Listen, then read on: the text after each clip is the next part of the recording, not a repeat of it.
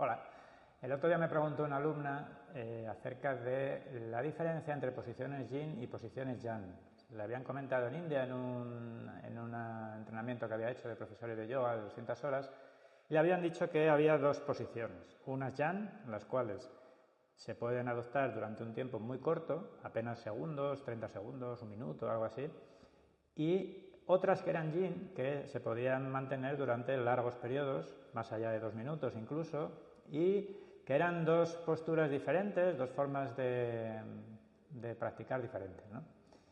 Y me preguntaba que qué opinaba yo sobre esto. Entonces, bueno, yo opino algo muy concreto, sé perfectamente a qué se refiere con ese concepto y me parece una visión totalmente parcial de lo que es el control del cuerpo y de la somática necesaria para el estudio de las posturas de yoga, ¿no? Fijaros que cuando hablamos de posturas yang en las cuales apenas tenemos capacidad de mantenerlas 30 segundos, se tratan de posiciones que requieren una tensión máxima del cuerpo. Están de 0 a 10, imaginaros, a partir de una dificultad que podría superar el 7, o el 6 o el 7, entonces requieren una activación masiva tanto del sistema muscular como del sistema nervioso, y parece ser que el ejercicio está, por un lado, en intentar mantenerlo y también en respirar en la posición. Entonces, parece que es como una especie de ejercicio extremo a nivel muscular y un ejercicio respiratorio dentro de esa actividad. Bien, es una forma de entenderlo, me parece muy bien. Y luego cuando observamos el Yin Yoga, pues lo que vemos es justo lo contrario. Son posiciones que me facilitan muchísima relajación y me invitan a profundizarla más. Entonces suelen ser posiciones que no requieren mucha contracción muscular y pues están casi siempre muy cerca del centro de gravedad del suelo, etc.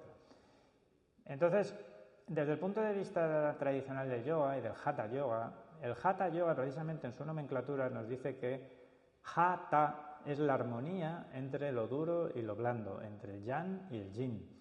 No es Yang, no es Yin, porque es una comprensión totalmente insuficiente, es coja. O sea, la armonía se encuentra en el unir y dar cohesión y equilibrio a los dos extremos. Entonces, para esto es necesario un concepto fundamental que se llama conexión del cuerpo. Si no hay conexión, no hay movimiento entre las zonas de tensión y relajación.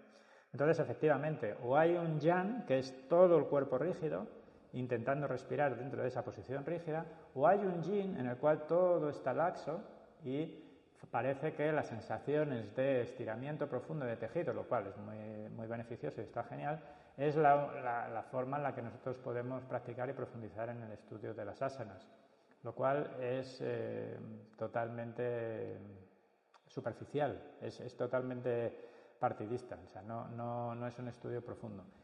Pero claro, hace falta conexión y nosotros conectamos a través del tejido fascial y nosotros para conectar necesitamos relajación, pero necesitamos esa relajación dentro de una sostenibilidad. Y aquí entra en juego un principio fundamental, un axioma que nos escribe Patanjali en los Yoga Sutras, en el punto 246, que tiene una belleza radical y una profundidad que nos va a requerir años de práctica. Y dice, Sukha Stiram Asanam. Y literalmente dice, el asana es un equilibrio entre la sostenibilidad y la comodidad o relajación. Entonces, fijémonos en esa belleza que nos está diciendo que efectivamente hay que sostener, con lo cual las asanas, las posiciones, tienen una cierta dificultad, no son yin yoga, no son posturas que tengan el centro de gravedad necesariamente en contacto con o muy cerca del suelo. Son posturas que van a tener una sostenibilidad, pero a la vez, dentro de esa sostenibilidad, van a tener un principio yin. O sea, dentro del yang, dentro de lo duro, hay algo blando. Claro, para poder hacer eso necesitamos esa conectividad. Si no, el cuerpo se colapsa, o todo es duro o todo es blando. Y es en ese axioma, es en ese Yoga Sutra, donde Patanjali nos esboza el objeto de investigación para todo yogi, que consiste precisamente en ese juego, en esa dualidad, en esa armonía entre los dos extremos. Como son dos energías absolutamente diferentes, lo duro y lo blando, cuando nosotros logramos establecer un vínculo entre ellas, se conectan y entonces hay un movimiento interno. Esto sucede en cualquier manifestación energética. Por ejemplo, si estudiamos la gravedad, que es la atracción entre dos cuerpos en el espacio, que es una de las leyes fundamentales de la física, vemos que nosotros, al estar en el planeta Tierra, el planeta ejerce una atracción sobre nosotros. Entonces, cuando tenemos un objeto, tiene una aceleración, una g determinada, y la energía que se produce a través de la gravedad depende de la altura, de manera que cuanto más elevamos un objeto de la superficie de la Tierra, más energía potencial va adquiriendo, que luego se puede traducir en cinética si lo soltamos, pero la energía potencial va aumentando.